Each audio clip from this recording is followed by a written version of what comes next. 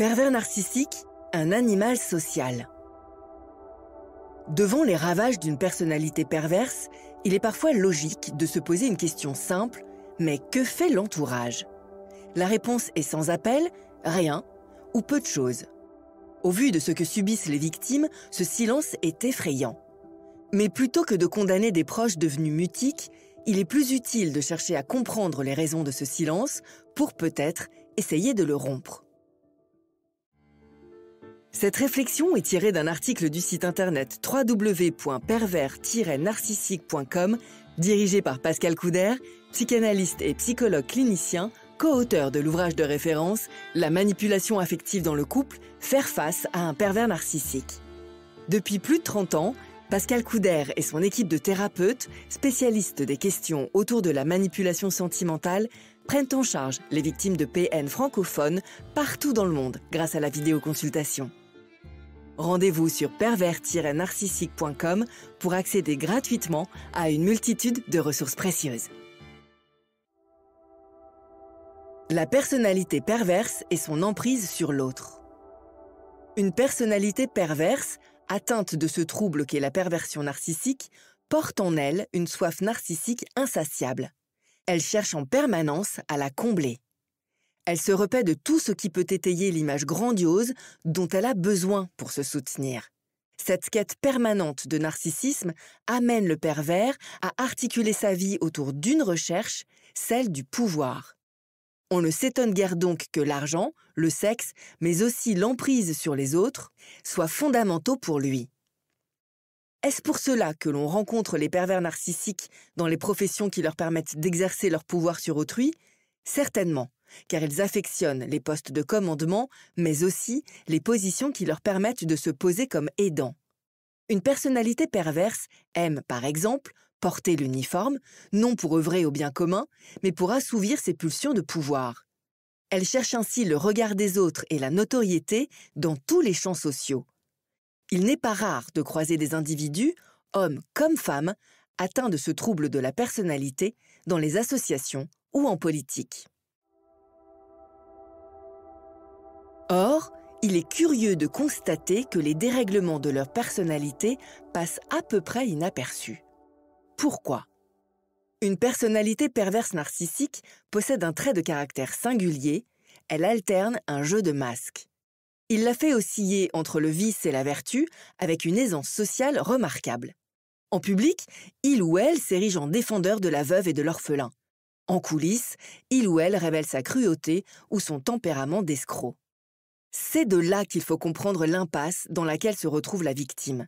Elle seule connaît la part d'ombre du personnage, mais la puissance de manipulation de son bourreau la maintient dans le silence. On touche là l'un des traits de la personnalité perverse qui fascine le psychanalyste comme le commun des mortels, sa remarquable plasticité psychique. Gare à celui ou celle, en effet, qui tombe dans les filets de ce redoutable piège sous couvert de relations amoureuses. Ces victimes sont dans l'impuissance de confondre socialement leurs bourreaux. Elles s'en retrouvent déstabilisées sur le plan de leurs valeurs et de leur estime de soi. Mais que fait l'entourage? Face au redoutable talent du manipulateur, on comprend déjà mieux l'impuissance des amis ou de la famille des victimes. Le manipulateur pervers, ou la manipulatrice, leur réserve d'ailleurs deux traitements bien distincts. La séduction ou la mise à l'écart. Il s'agit en fait d'une véritable tactique, car les autres n'ont guère d'importance à ses yeux, le but poursuivi étant ailleurs, il s'agit de l'isolement physique et psychique des victimes. L'entourage qui sera séduit sera en premier lieu la famille. Pourquoi ce choix? Parce qu'il est avant tout stratégique. C'est avec sa famille que la victime entretient les liens les plus forts. Par conséquent, c'est auprès d'elle qu'elle sera encline à trouver les premiers secours. Cela, une personnalité perverse le redoute, raison pour laquelle elle s'attachera à détruire cet attachement. La séduction est une arme de choix, car elle met la victime en porte-à-faux avec les siens. Au coup qu'elle reçoit de son partenaire, s'ajoute alors le choc de voir sa souffrance incomprise. Elle ne sait pas encore que l'on joue avec les siens, comme avec des pions que l'on pousse sur un échiquier. Car le pervers narcissique n'entretient ni sentiment, ni remords, ni empathie, mais juste une froide stratégie, sa victime à lui et à lui seul. Pour enclaver complètement une victime, une personnalité perverse doit aussi s'attaquer aux amis, collègues ou relations. Tout comme la famille, ils seront souvent séduits. Tous? Non, pas tout à fait, car certains signes chez lui mettent mal à l'aise les personnes les plus perspicaces. Qu'à cela ne tienne, un manipulateur narcissique les écarte sans ménagement. Il est à noter qu'il écartera aussi impitoyablement de sa vie de couple toute personne ne répondant pas aux hauts critères de standing social qui sont les siens. Craindrait-il que des personnes humbles puissent flairer plus facilement que d'autres la vanité de son personnage? Cette question n'est pas sans intérêt. Les armes dont il se sert pour écarter les indésirables sont celles de ses manipulations ordinaires. Dénigrement, chantage affectif, mensonges, fausses insinuations. Il exerce volontiers un harcèlement du type « c'est lui, elle ou moi » pour obtenir ce qu'il veut.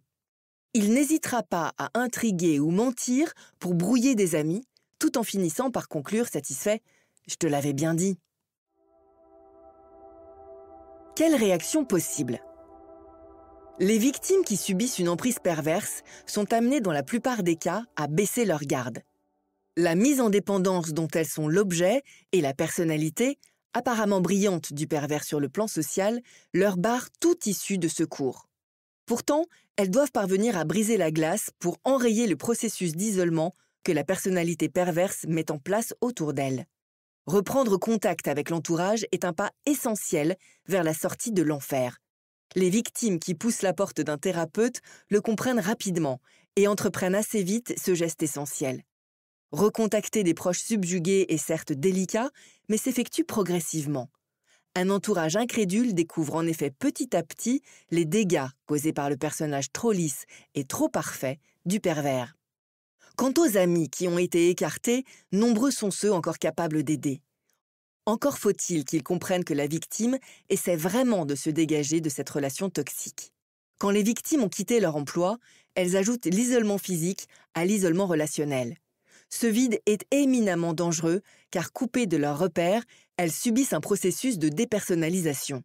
C'est là qu'elles tirent souvent la sonnette d'alarme, notamment en entamant une thérapie. Car quand il devient de plus en plus dur pour elles de penser et de réagir, une souffrance trop forte fera alors office de signal. N'hésitez pas à vous faire accompagner par des thérapeutes spécialistes de la question de la perversion narcissique.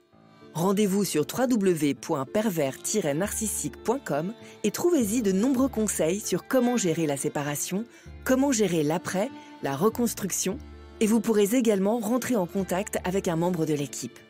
Ne restez pas seul. Merci d'avoir écouté ce podcast. Rendez-vous très prochainement pour un nouvel épisode. N'hésitez pas à vous abonner pour ne rien manquer des prochaines publications. À très bientôt.